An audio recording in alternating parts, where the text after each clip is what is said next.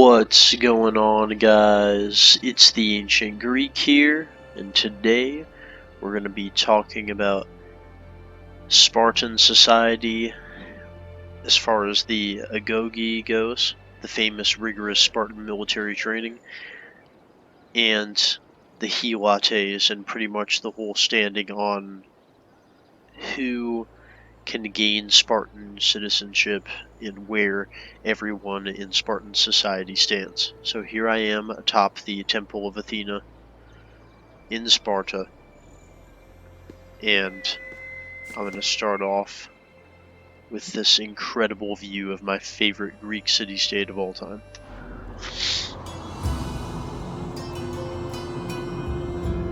So, to start off here, the Agoge was definitely rigorous, and it was designed to produce the best and most effective and most powerful and intelligent, which is the part that a lot of people tend to look over when everybody focuses in on the intense reputation of the Spartans and how they were known for being like the greatest warriors and the hardest fighters of their age.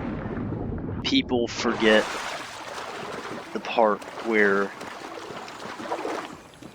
they were actually intelligent and they actually did develop skills like, poetry and dancing and song and technological research and all of that sort of stuff, because the thing is, they needed to keep up with the times. They couldn't just be like entirely focusing on just hard military training without actually having the necessary technology to provide to the Helotes and Periakoi so that they could actually produce goods efficiently and maintain the Spartan state efficiently. So Spartans played multiple roles, and while they focused their own time on military, they also provided the benefit of technological research and the development of the city-state, so the city-state doesn't fall behind the others as far as development goes, and economics and everything like that. But really, the core of the economics was headed by the Periakoi, and the Periakoi were basically people like this. Here, they were craftsmen and various like specialized workers who would use their specialized skills to produce certain goods for the Spartan state, such as this potter, and also a blacksmith would have been one, and a carpenter. Anybody who can do something beyond agriculture. And agriculture, on the other hand, was reserved entirely for the Helotes, who were basically the ultimate food providers of the Spartan state. And the Spartan citizens, as I said before, would focus entirely on being soldiers in the army. They trained for battle, they lived for battle, and they fought for Sparta day and night, in and out. So I'm kind of just wandering around this general area right now, and I'm actually going to be headed over to the site of the Agoge, where I'm going to be starting my discussion on the Agoge training. So, the site of the Agoge is down there, so I'm going to start walking there now. So, the Agoge is basically split up into 3 segments. One for children, I believe 7 to 17. The other one from 17 to about 25 or something, and the other one is from that on until they eventually become Spartan citizens at the age of 30 and gain their full Spartan citizenship and Spartan rights. And the way it works is, so you see, the Spartans are known as being this hard-tempered race, basically, but they have the softness to wait until the kid at least turns 7 years old before they enroll him in the Agoge. It's not like 1 year old, get in there and start becoming a soldier. No, you know, they actually wait until he's of a sufficient age to even begin any sort of training at all. And here it is. This is the beginning of this tour to start the Spartan education, and this is actually King Leonidas himself who's going to be walking you through it if you decide to take it in the Discovery Tour in this game, but we are, of course, not going to be doing this, as I am going to be walking us through this. So, the Agoge starts when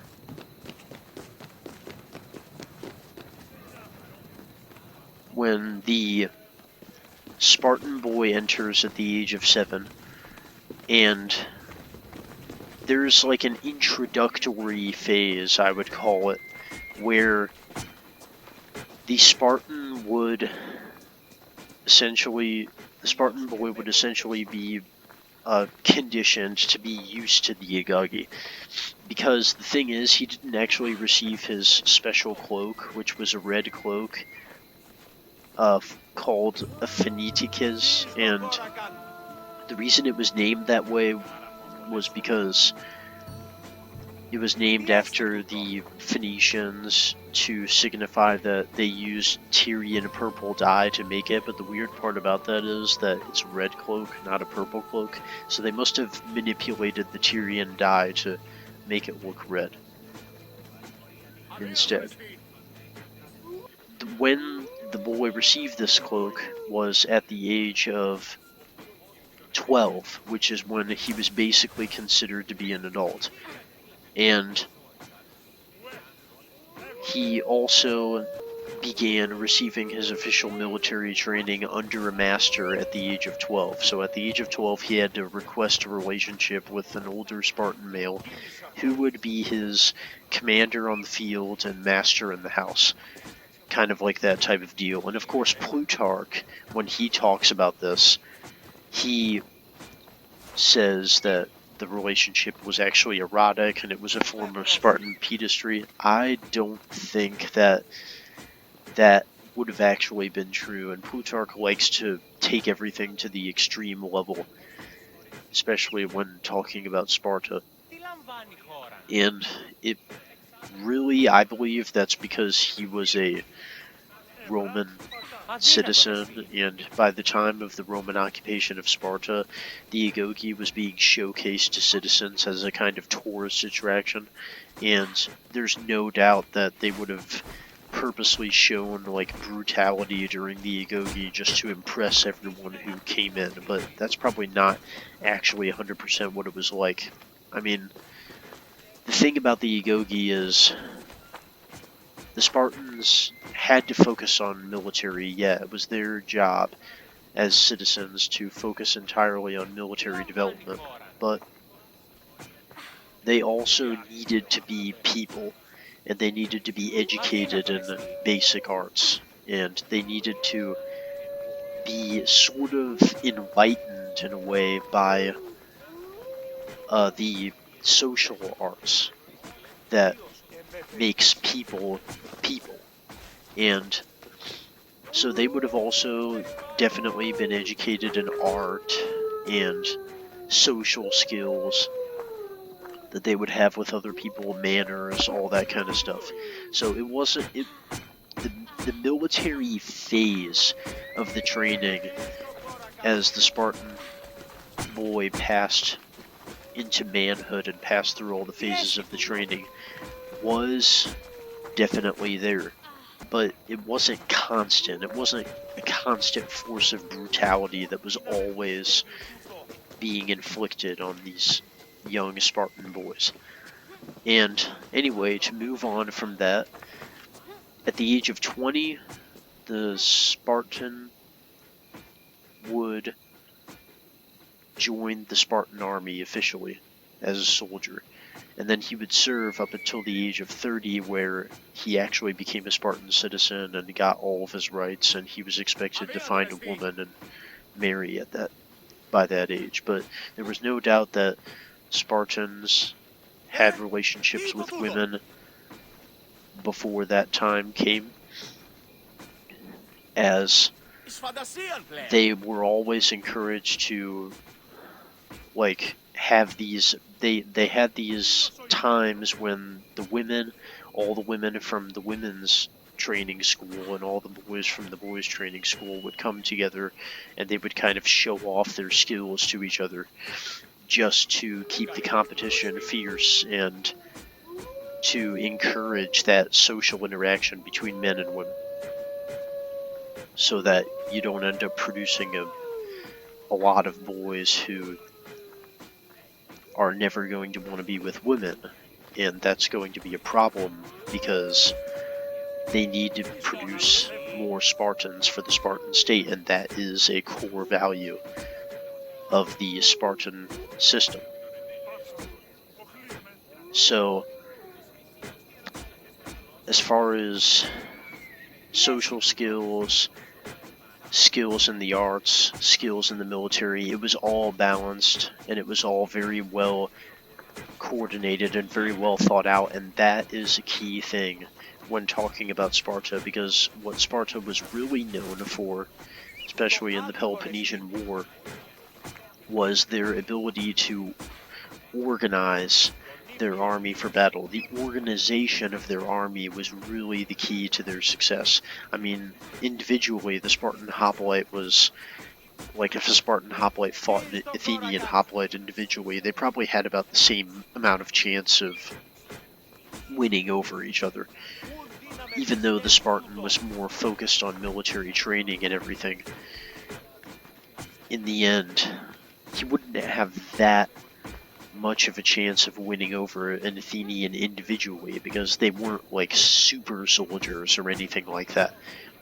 That part is really a myth. They just worked so well together that they overcame their opponents. And that was the key to Spartan success, essentially. Well, the other part of this was that the boys were actually encouraged to steal their food, and the Spartans tried to infuse hunger into the boys and get them used to the elements, the fierceness of nature, and the fierceness of the feelings that you naturally feel. And this was all to prevent hunger from being a problem in the Spartan state. And while that was true, while they definitely did do that, they definitely didn't make it something so brutal that people barely passed alive. I mean, it definitely was something that was implemented, and it was definitely implemented during the phases of military training where boys had to go out and perform different tasks outside of their main camp or wherever they were staying, their barracks. But they definitely did not push it to the point of like complete insanity, as some people would suggest, because again, remember, you're no good to a city-state if you're dead, and you're no good to a city-state if you're too weak to become physically fit. So,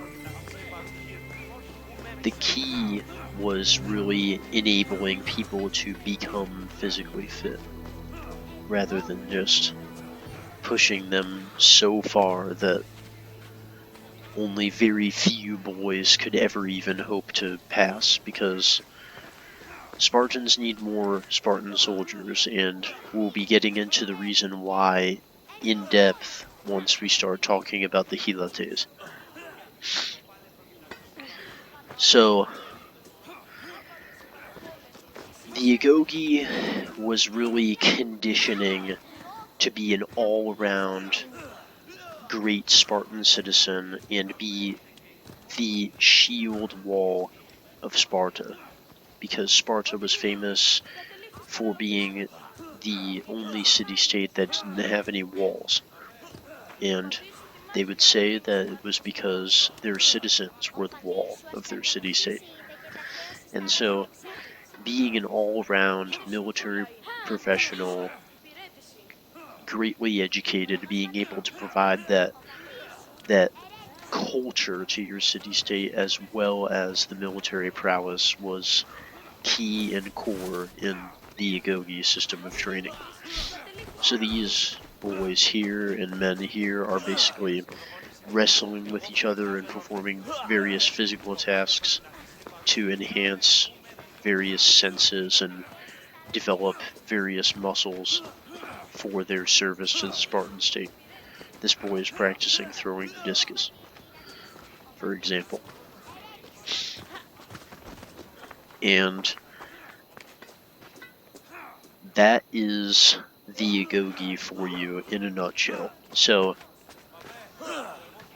now, as we move into the awarding of Spartan citizenship to that man who now turns the age of 30 after having served in the Spartan army for 10 years and continues to serve in the Spartan army until he gets too old to serve, we start to get into this citizenship thing. So only the strongest boys were selected to be in this program of men called the Crypteia, and the Crypteia were ordered to hunt down any Helots who would potentially rebel and kill them, and basically spy on the Helots as a kind of secret police just to keep everything stable and keep the peace. And of course, keeping the peace involved killing the Helots. And the Helots were also encouraged, just like the Spartans, as we all know, to pick out the most healthy children and discard the ones who were unfit to become valuable assets to the Spartan state. And the reason why was because the Helots would develop stronger citizens for the Spartans to hunt, basically. And the Spartans, when going on the hunting expeditions to take down the Helotes, would pick out the strongest and most fit Helotes for targets. And by doing so, would enhance their own training. Because of course, if you fight stronger people, you get better training. So that's pretty much the way it works. And that is what the Spartans aimed to achieve with that. So now I'm going to be going out and I'm going to be trying to locate a Helot village, which may or may not be this way. I'm going to check around as I continue to talk about the Helotes and their rule in Sparta. So, the Helotes vastly outnumbered the Spartans. They could have been anywhere from 170,000 to 240,000 versus the Spartans' few thousand citizen members. And by the time of the Battle of Plataea, it was said that in a crowd of I think about 6,000, I mean, or 7,000 people in Sparta, only like 40 of them were Spartan citizens. And that was because Spartan citizens were being lost due to all the wars that they were experiencing. And that looks like these guys might be ready to do a raid on Helots. And that was the big weakness and the big drawback for Spartan society, is that they didn't allow people to become they didn't allow Helotes to become Spartan citizens. They didn't expand their citizen base enough. It wasn't expanding enough. It was declining far faster than new Spartan citizens were being born, and the selection process took a toll on the population growth for sure. I mean, can you imagine all those all those children who were deemed unfit, just discarded in the wild soon after they were born and inspected, and just all of this restriction by this probably the most conservative society that's ever lived is just taking a toll on the population of that core citizen base. And that is critical and very hard on the Spartans' prosperity. And the population problem became so severe that later on in Spartan history they would end up having to make Periakoi have the ability to gain Spartan citizenship. And that is the thing about Sparta. So here is an example of a farm in Sparta, and Helotes would basically be underneath Spartans working the fields and doing all the handiwork. So these are a bunch of Helotes. And Helotes were essentially serfs to Spartans, and we all know about how much the Spartans may have disrespected them and how badly they may have treated them, but we got to remember that the Spartans depend on these guys. I mean, without these guys, there's no food, there's no survival, there's no anything. Without these guys, the Spartans can't focus so much on military training and develop their fierce reputation that conveniently also forms part of their wall that protects their city-state. And that's what I think really what they're aiming for, is they want to have a protective barrier of fear that prevents people from just wanting to launch invasions against Sparta. And that benefits Sparta greatly when it comes to actually being able to compete on the national stage across ancient Greece. So let's head up to this temple on the hill up here. And so about the whole citizenship standing and the standing of Helotes, the Helots could earn their freedom. They could buy it with drachmae, and there is evidence that they were able to secure a considerable amount of wealth. Wow, here's a temple of Apollo. And here's some followers of Ares from the game. So they were able to accumulate a considerable amount of wealth. And by acquiring a considerable amount of wealth, they were able to amass money to buy their freedom. But even if they were free, they would still never end up becoming Spartan citizens. They would still retain their slot, their position in Spartan society as being basically forever indentured servants. And freedom, what freedom really meant was they could basically set up their own set up their own homes on the communal land, on the land that was available to all in the community, and basically take charge of their own production for the Spartan state, but they were still producing for the Spartan state. They were still in service to Spartans, and it was still that way, and it was still always going to be that way. It was never really going to change. So that's the thing, is that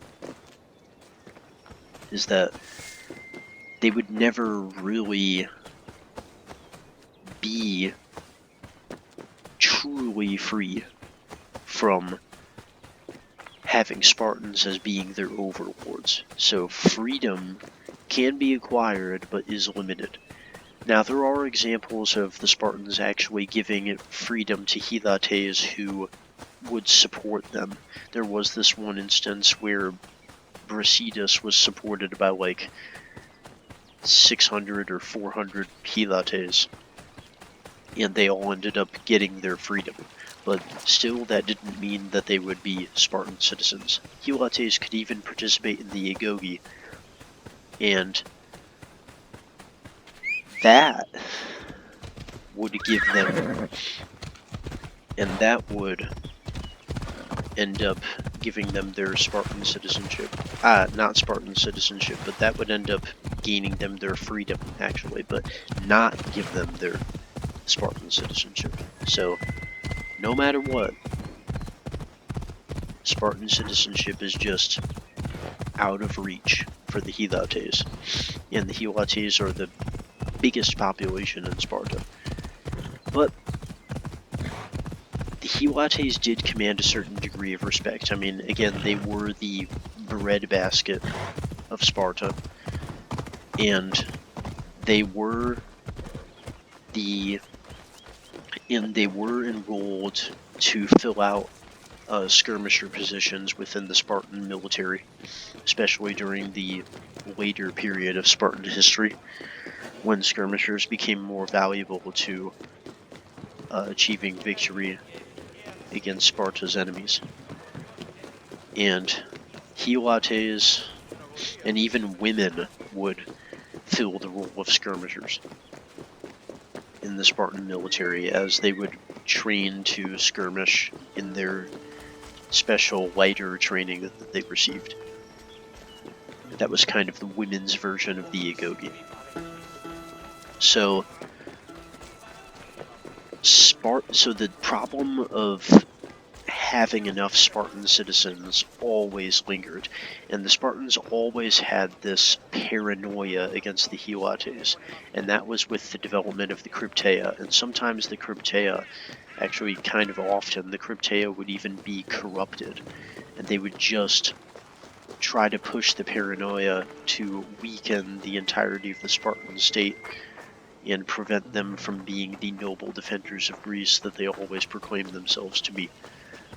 And that is a huge problem for the prosperity and the power of the state of Sparta.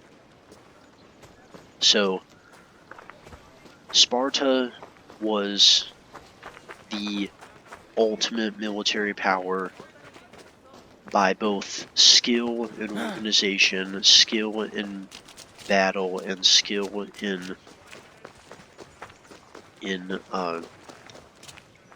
not skill, but development of reputation. So, Sparta was a shining star in ancient Greece, albeit one that was too conservative to eventually end up pushing out to become as powerful as, say, Rome. And that is what I'm going to make my next video on, is why didn't Sparta ever become like Rome? And I really provided one of the reasons in this video, but that isn't the only reason. I mean, you gotta remember that Sparta still won the Peloponnesian War. They still exacted hegemony over all Greece, and they kept it for a little while until the Boeotians, the Thebans, took it from them. And that's what I'll be discussing in the other video, is how that happened, why it happened, how it ended up what did it show for Sparta? And what did it show to the Greek world about Sparta and how Sparta ended up carrying on after such events? So that's what I'll be discussing in that next video that I'll be making on Sparta. So now, yes, here is one of the villages of Sparta. Very interesting. See, Periakoi would be like this, producing this sort of stuff. Clothes, pots, swords, spears, shields of Sparta. Come back with your shield, or on it. We all know that line. Women would say, so perhaps I should have said it in a woman's voice then. Come back with your shield, or on it. Like that. But, so, worship also played a critical role in the Spartan state because embodying gods was something that gave Spartans the will and determination to build their fearsome reputation in their city-state. Yes, the Spartan soldier is worshipping the altar of Artemis. I believe that's what this is. Because this is the temple of Artemis or Thea. And now on the patron god or goddess of the city of Sparta, many people say it was Athena, just like Athens. And some people keep believing in the actual myth that it was Ares. And there is also evidence to suggest that it was actually Apollo and Artemis who were the patron god and goddess of Sparta at the same time. And really, any of them could have been true. I personally believe that it was Athena, but with Ares as a backup, because there actually is evidence of Ares worship. And of course, Ares is the ultimate model soldier of Greece.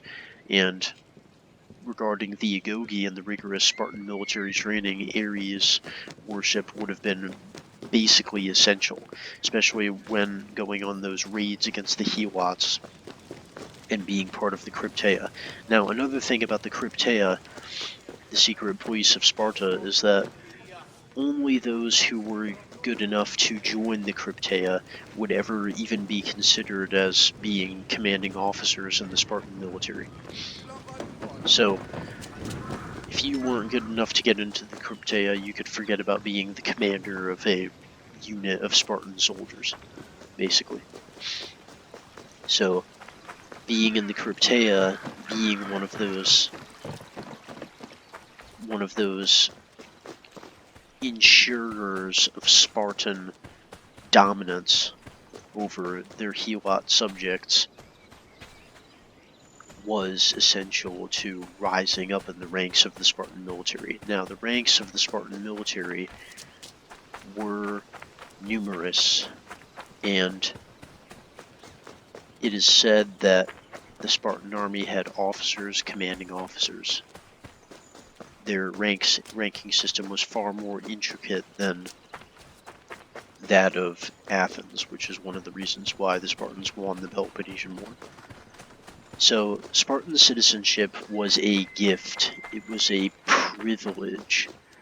It was everything to a Spartan, and it was everything that embodied who a Spartan was and what he stood for. And morale, as in every conservative state, I mean, just look at every communist state that ever lived, morale is a huge thing in Sparta.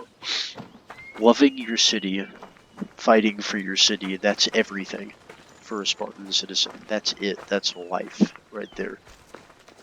And that's just the way it is. And also loving your woman and producing more citizens of Sparta. Because only Spartan women give birth to real men. So, that's another line about it. So, Here is another village of some Helotes and Perioikoi living together. And this is definitely what it would have looked like. I mean, that's what I love about this game, is the way they portray ancient Greece is pretty accurate and not too far from the truth, and I like it a lot. These are definitely Helotes because, as you can see, they're doing agricultural based things, and if I stand here, I think I'll be participating in it all. Yep, just overseeing it. A Spartan soldier overseeing the production of olive oil. Interesting. Put that over there. Okay. So as I exit this village, I cannot stress enough the importance of Spartan citizenship. And what I would have recommended is that definitely what they did with how Perioikoi can become Spartan citizens. They can what they did about how Perioikoi could become Spartan citizens was definitely the right move. They could have made it so Helots could become Spartan citizens after passing a test that is designed by the state itself, just so that the Spartans would be confident enough that the Helots deserve Spartan citizenship, since they were so disrespected in Spartan society. But they should have definitely done that instead of just, or they should have come up with a program where it's just Spartans need to have more children, like make that part of the training or something.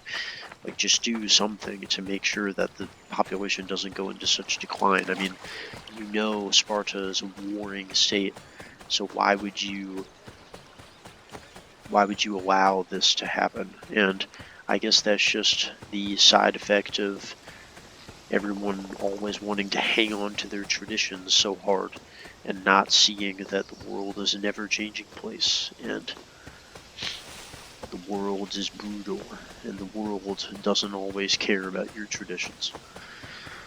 And that is another epicenter of the downfall of Sparta. But enough on the downfall. Let's touch on one last thing. The courage of Sparta. Just like the courage of these two lions. The courage of Sparta is unbeatable. It's unstoppable and undefeatable.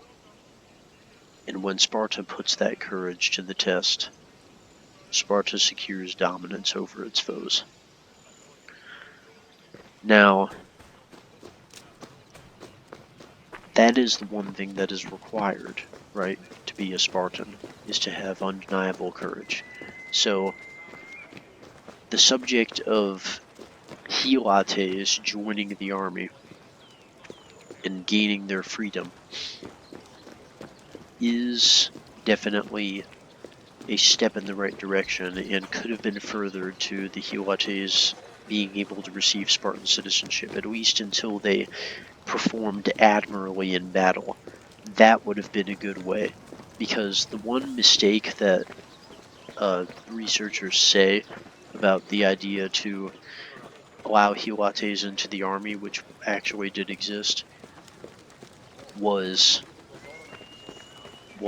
that the reputation and the fierceness of the hoplite phalanx that was inherently and at its core Spartan, down to each individual hoplite, would be damaged by Helots being able to enter, because Helots were not considered to be as good as Spartans, and not just by Spartans themselves, but by the people who were outside Sparta. And that factor definitely doesn't help with the strength and morale and the declining of the morale of the enemies of the Spartan army. So, let me stand here and check something out. So, So the thing about it is Sparta should have developed a system where Helotes can be transferred over to becoming full Spartan citizens, and that could have been done, as I said before, by allowing the Helotes to perform so admirably in battle that they have impressed their Spartan commanders, and they have earned the right to become Spartan citizens. And a system like that could have definitely saved Sparta, and it could have definitely done a lot, because Spartan citizenship being so restricted, you know, as always, everything works at the beginning, and everything eventually slides into chaos as the factors of the world and the social classes and socioeconomics and everything comes into play. So Sparta had a great system, was a little bit too brutal, but let's face it, I mean, the average life expectancy of somebody was probably about 45, and even that was pushing it. Maybe it was about 40. So, you know, picking out the babies who could serve the state the best and discarding the ones who could maybe was actually in the best interests back then. Because if you think about it, in that time, if you were weak, there was no way to save you. Today we've got technology. Today we can save the weak. Today we can save those people who have defects. Today we've got everything, all the means to be able to take care of those people. But back then, that just wasn't possible. I mean, we didn't have advanced hospitals back then. They didn't have like crazy medical technology and innovations and everything like that. So, you were either strong or you weren't. That's really what it was. And the world was brutal, with the Greek city-states constantly feuding against each other. I mean, again, just look at the Peloponnesian War, and also look at the Greco-Persian Wars. You need strong people. Without the strength of the citizens of all those city-states who rose up during those times, how would it have ended? It would have ended very badly for the one who wasn't strong enough. And that really is the key to understanding why the Spartans did what they did, why the Spartans implemented this whole system, and why the Spartans decided to create a base Helote class providing everything for the state and Spartan citizens who could focus just on war, because they knew what the most important thing was at the time. Today the most important thing is getting a good education and having an amazing job. Back then, that wasn't the most important thing. The most important thing was to be able to kick your enemy's butt in battle. That was it. That was the core of it all. And without that,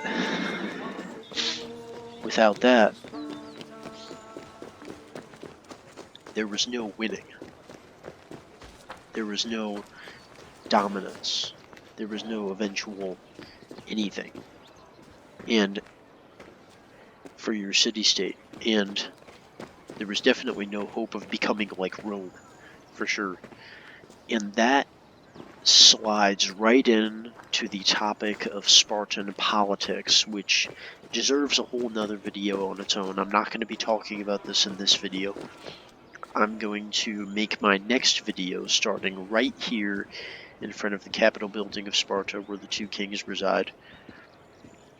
I'm going to start right here and talk about Spartan politics and war, and how they conducted war, and how important war was to them, or how important war wasn't to them at times, which hard to believe, but is true sometimes. And on that note,